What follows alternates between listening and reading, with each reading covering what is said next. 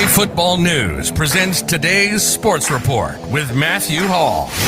On today's Sports Report, we'll talk about University of Georgia football and more. Today's Sports Report is brought to you by Happy Sewing and Quilting, offering products that will help you show your bulldog pride. Hall Shots Photography, going above and beyond to provide pristine and professional photography for all of life's greatest moments, plus many other fine sponsors. And now, here's your host of today's Sports Report, Chris Hall. Well, welcome to today's Sports Report video edition, Facebook Live edition. I'm Chris Hall, and that good-looking guy there on your screen is Matthew Hall. And Matthew, how you doing? And Happy New Year. You're in a different location as we normally are here in our studios. So how's things going with you? Yeah, I'm in a different spot today. Actually, house sitting for some of the family. They took a trip, so kind of house sitting, and of course being sanitary along the process. I mean, if I could turn this, I won't turn the computer, but you will see all kind of clean things, and just also being aware of what's going on with COVID and things of that nature. But wow, what a game last night from Georgia! Proud to be with everybody today. Yeah, it's what an exciting game we had yesterday in the Peach Bowl. And we wanted to come on the air, Facebook Live, talk a little bit about the game yesterday and also reflect a little bit on those playoff games that we had yesterday as well. Alabama played as Alabama normally does. But what in the world happened to Clemson in the night game? We'll take a look at that game coming up in just a moment. But first of all, let's talk about the Chick-fil-A Peach Bowl. The Georgia Bulldogs winning, of course, over Cincinnati by a final score of 24-21. Quite an exciting game that was. Jack Podlesny, and we love his name, Podlesny, came in, kicked a 53-yard field goal to put Georgia ahead for the first time in the game and to win the game with 2 seconds left. And then Ojulari had another sack for a safety to end the game. It was just a great game, Matthew, and I was on the edge of my seat the whole time. And finally, when we got down to the time for the field goal, I was standing up and I was doing everything I can to help Jack kick that field goal, and he did it. What an exciting game. Well, I mean, it was, I watched the game and I had reminiscence of when we played Oklahoma, that kind of game. I mean, Cincinnati, didn't, of course, 9-0 coming in. I mean, in our previous show, we talked about what they have on the roster, and, not take that team lightly, and they showed up to play. They put everything on the line. Hats off to, Coach Fickle and Cincinnati, 9-0, and will end up being 9-1. I mean, there was absolutely nothing for them to hang their heads about. I was very impressed with their program. But wow, did Georgia ever come through. I mean, it was late in the game. I mean, they really had to, it was grungy, gritty. It was not a pretty game, but to come out on top, it was just a really special game for Georgia. And Bob Lesney, coming in there, ice in his veins, 54 yards. Straight down the gut. I went back. Actually, I posted it on UGA Football News on Instagram. Our Instagram page. It's at UGA Football News. Spell all the way out. We have actually over 110,000 followers on that page. We love anybody that actually sees this broadcast to join in. I posted matter of fact, the first thing I posted last night, I watched the game. And then I posted the game kick, and I woke up this morning and had over 20,000 views. Yeah, I know. It was great. Name. We had Rodrigo Blankenship, who's gone on to the NFL this season, had an exceptional season this year so far as a rookie. Actually, at one point was the lead in the NFL in scoring. He was Hot Rod, and now we have Hot Pod. Yeah, that's what we got. Hot Pod. And man, what a game. Yeah, I went back and listened to Scott Howard's call of the field goal, and in fact, we were going to try to share that, not able to do that. But Scott got a little excited, obviously, and he called him Hot Hot Pod, and we were just all excited. A great game. Now, Georgia came into the game a 9-point favorite. It was very obvious from the beginning. You know, those noon starts are not kind to the University of Georgia. I can't remember ever, and I'm sure there has been times, but I can't remember the last time Georgia really had a good start in a noontime game. I don't know if it's because of the time. I just don't know. But they were not really sharp. Didn't look like the team was exactly in the game as they should have been. They were there. They were trying to win, obviously. But it was kind of a sluggish start. And then when you got into the third quarter and the Bulldogs were behind and Cincinnati scored at the beginning of the second half, you felt like, okay, here we go. Georgia's, just going to lay an egg. And then Ojulari, the dude was a dude. He was the defensive MVP player of the game. He was just fantastic in the game. Had many tackles, and that the forced fumble that he had in the second half really ignited Georgia. And from that point on, Georgia was on. JT Daniels was doing a great job. Give credit where credit is due. Cincinnati certainly played a good game. Cincinnati's a very good team, and they could be very competitive in the SEC with South Carolina, Tennessee, Mississippi State, Ole Miss. They might have a little trouble when you get up in the upper echelons there with Florida and Alabama and maybe Auburn or something like that. But Cincinnati's a very competitive team, very good team, very motivated team. I'm just so glad Georgia pulled this thing out because the announcers were ESPN announcers definitely pulling for a Cincinnati win so they could, talk about whatever they wanted to talk about. Just a great game, and I'm grateful for how the team really responded and how the team played. JT Daniels finished 26 for 32, 392 yards, 1 touchdown, 1 fumble, 1 interception. He had 2 touchdown passes of over 50 yards in the game. JT played another great game.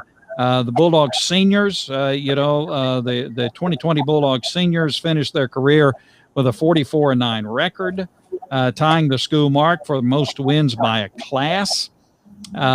Georgia went 8-2, just really good, and I'm very, very proud of the University of Georgia. You end the season on a high note. You're not like Florida, who gets blown out by Oklahoma and kind of shrinks home after their coach makes some pretty ridiculous statements after the game. So hats off to the University of Georgia, and it made the night better, didn't it, Matthew? Yeah, it did. And got a little bit of reverb there on the microphone. Might want to back up just a little bit, just to let you know. I was just going to tell you. But, I still could hear you. But ain't an exceptional game. I mean, this was a all-around team effort. I mean, this game would not have been won. Of course, hats off to Hot Pod coming into in the most clutch moment that a person could come into. But at the same time, I mean, you have to give credit where credit is due in terms of George Pickens last night, he went A.J. Green on Cincinnati. I mean, some of the catches that he made, I saw a couple of pictures that the Georgia football photographers caught of George Pickens, and I'm going to tell you right now, I mean, they were some of the best pictures I've ever seen of a person laying out to catch a ball. And George Pickens really went, I saw a lot of, does he have a little bit of growing up to do? Yes, I mean, that's been shown to be. But if he can just keep that under control, I mean, there's no question, to me, he would be the best wide receiver in the country. And he just, he showed out JT Daniels. I mean, just clutch in the stretch. A lot of, Cincinnati, you got to give credit. I mean, they stopped Georgia's run game significantly. You also have to give credit to Georgia's defense, which was pretty much impenetrable against Cincinnati. I mean, the offense that Cincinnati brought out in the second half, I mean, it was really lackluster thanks to the great Georgia defense. And that's really what helped keep Georgia in the game, gave the offense a chance to win the game. And man, how what a finish to come out on top, dogs on top. Great game. And by the way, Pickens had 7 receptions, 135 yards, 1 touchdown, leading the receivers in the game. Just a fantastic game, and he really shows out when it comes to these bowl games, because we all remember what he did last year in the bowl game for Georgia as well. So Georgia winning, finishing up the season at 8-2, finishing up the season on a high note. And we're pretty grateful for that. And now Georgia will complete and go into the rest of the recruiting season. There's still some recruiting time left to go. Georgia currently ranked by Mike Farrell, our good friend at Rivals.com, at the number 4 recruiting class in the country. Could climb the ladder a little bit if they get a couple of more of the commits for this year. So. That now we turn the page for Georgia, get into the recruiting season, and then of course you'll go into the off season. We'll keep in contact with the University of Georgia and what's happening with the Georgia Bulldogs as time goes by, and as we get into the off season and look at some of the recruits. And maybe we'll have the opportunity to talk to some of the recruits as well. Who will be coming into the University of Georgia. So don't worry, we're going to keep tabs on what's happening with the Bulldogs. It'll be a long 8 months, but hopefully during that 8 months before the next kickoff, things will change around the country, and we'll be maybe able to get back to ball games, football games as usual. We'll just certainly have to wait and see. And now turning to the Georgia playoffs, the semifinals, of course, were last night. And the first game kind of went as we all expected it to go.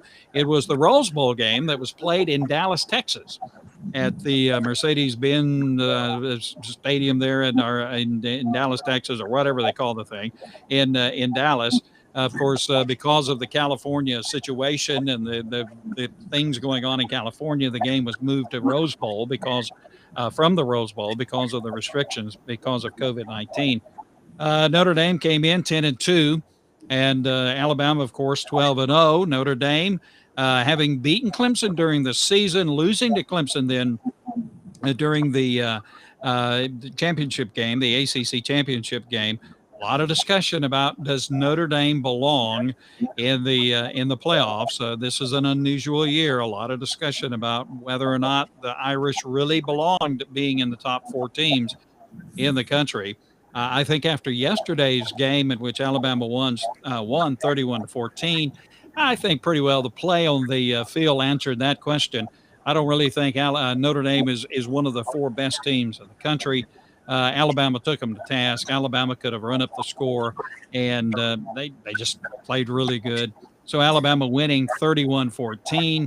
Alabama now a solid favorite to win the national championship. But as we saw in the second game, as we'll talk about in a minute, you never know about college football. So, for me, should have been Alabama and Texas A&M maybe, or even Alabama and Cincinnati. I mean, it could have been either of those teams. But Alabama winning, very impressive. Didn't surprise me a bit. How about you, Matthew?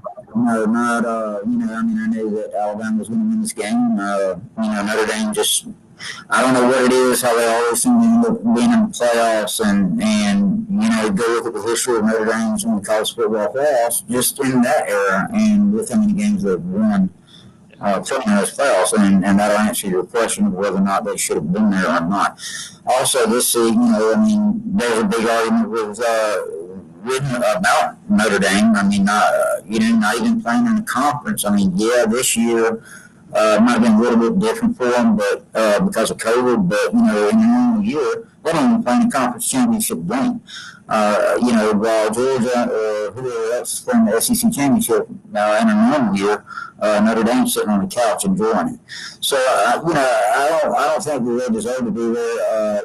Get Ohio, with Ohio State. I mean, the problem with me, I don't care what they did yesterday. My own personal opinion is they played 6 games. And that's my argument for them against them this year. I didn't think they should have been there. I thought it should have been Mississippi State, or excuse me, Texas A&M, or someone else, even Cincinnati, after seeing Cincinnati, just like you said yesterday. I mean, man, what a team. So, Notre Dame, I just don't think, of course, the college football playoffs, you do have some politics with it, just like with anything. So, it is what it is, and I do believe we will see an expansion to an 18 playoff at some point. I do believe that is forthcoming, at least at some point. We want to make sure, and we want to make sure I say this here, before, we close or whatever, but I'm going to make sure I give a shout out to Mike Hill and his input and his, time that he's given to us. I also want to thank, Southeast Mortgage, the official home member of the Georgia Bulldogs. They work with us. We've worked with them for 2 seasons now. They've been absolutely great. They've been very kind to us as well through the process. So I want to make sure that we give a shout out to them. They got some great people that work there at Southeast Mortgage. You could look them up on the internet real easy, Southeast Mortgage. They are a prime time real estate agency up in around the Atlanta area, but they also sell homes in all over states. Some of the individuals I know there that are involved with that, Sean Graham, Molly Morris, Erica Krasinski, Cal Hopko. I'm going to make sure I say it correctly. These individuals are great people. If you look for a home in that area or anywhere else, just look them up. I want to make sure, we give them a shout out here today. Yeah, we really appreciate them being very good friends for us. So Alabama winning 31-14. Clemson in the second game. Ohio State 7-0 coming into the game. Clemson 10-2. And everybody, I'm sure there were some out there who thought Ohio State might win the game, but most people that I saw, of course, obviously, were picking Clemson, including myself and you as well. But Ohio State played a great game. They just came out and they took it to Clemson, really knocked Clemson on its heels. The Clemson defense was not the normal Clemson defense that you expected to see on the field. Clemson was not a little disjointed when it came to offense. Ohio State's a very good team. Their coach, Ryan Day, says they're the best team in the country. We shall see on January 11th if that is indeed the case. But Ohio State played a great game, and Justin Fields, he was fantastic. The guys played really good. We're very proud of Justin Fields. The Georgia situation, people keep talking about that, but hey, it's 2 years old, so get over it. Don't worry about it. But Ohio State looked very good, and they played very well. But still, I do not think they're in the class with Alabama. Alabama is this year's LSU. Their offense is fantastic. Their defense is just good enough to kind of hold the other guy down enough to give Alabama a chance to score enough points to win the game. That's the new way it is in college football these days. But Ohio State played well. Clemson laid an egg. Dabo, bless his heart. He said Ohio State. He ranked, I think, Ohio State number 11 in the poll in the coaches poll. So he kind of had a little egg on his face with Ohio State winning. So, what do you think about that game? Ohio State looked very good. They beat Clemson. So there you go. Yeah, great game from Ohio State. Came in with a great game plan. I think it was a combination of a few things. Take nothing away from like I said, I don't believe Ohio State should have been in the playoffs to begin with, but yesterday's effort that they put on the field was well prepared, and they were the better team yesterday. I believe that they came in, and just like you said, I don't believe Clemson was ready for whatever reason. I think that Ohio State had the better game plan, and it led to a victory. Good game plan and lackluster effort from the superior team. It's like I always say, just like look at the Georgia game yesterday. Could have easily lost. And this is the way this works in the world of college football. And here's the statement that always rings true. on any given Saturday, no matter who the opponent is, you can lose. And that definitely rings true, I think, today in the world of college football than ever before. And so, my hats off to Ohio State. In the ball game yesterday, I think, Justin Fields played a great game. I mean, I know that I don't blame Justin Fields. I mean, I'm tired of seeing comments from other individuals bashing Justin Fields for leaving. I mean, at the end of the day, put yourself in the kid's shoes. He's at Georgia. Jake Fromm's your starter. Justin Fields is a 5-star talent sitting behind him. I mean, he wants to play. I mean, if I'm in his shoes, I would too. So, I'm not upset about Justin Fields leaving. And in the way I'm rooting for him, I don't believe that he will beat Mac Jones in Alabama. I don't believe that for a moment. The problem with beating Alabama is this: Mac Jones, Najee Harris, those wide receivers. I mean, that's all you have to say. Along with, pretty good defense, and guess what? It's an Alabama victory. I just don't believe it. I'm proud for Justin Fields and Ohio State, and I may eat these words, but I believe it would take a mental game and really the game of a lifetime for Ohio State to beat this Alabama team. Yeah, they're just very good, and it's going to be tough, but it's going to be interesting. And of course, between now and then, there's a lot of football, a lot of games, bowl games going on today as well. And pro football is ramping down and getting ready to go into the playoffs. So we have a lot of football left out of 2020 into 2021. So we'll just have to wait and see. But kudos to the University of Georgia. We're glad the Bulldogs were able to pull it out. And we are excited about the offseason and the new recruits coming in. And we'll keep everybody up to date during the offseason with what is happening with the University of Georgia. Well, Matthew, you're looking good. Happy New Year to you. We thought we'd just jump in here and share a little bit with everybody. And we'll be back on the air with today's Sports Report, our podcast coming up in a new episode in a few days. So you be safe, okay? Well, you too. Happy New Year and go Dogs. Go Dogs.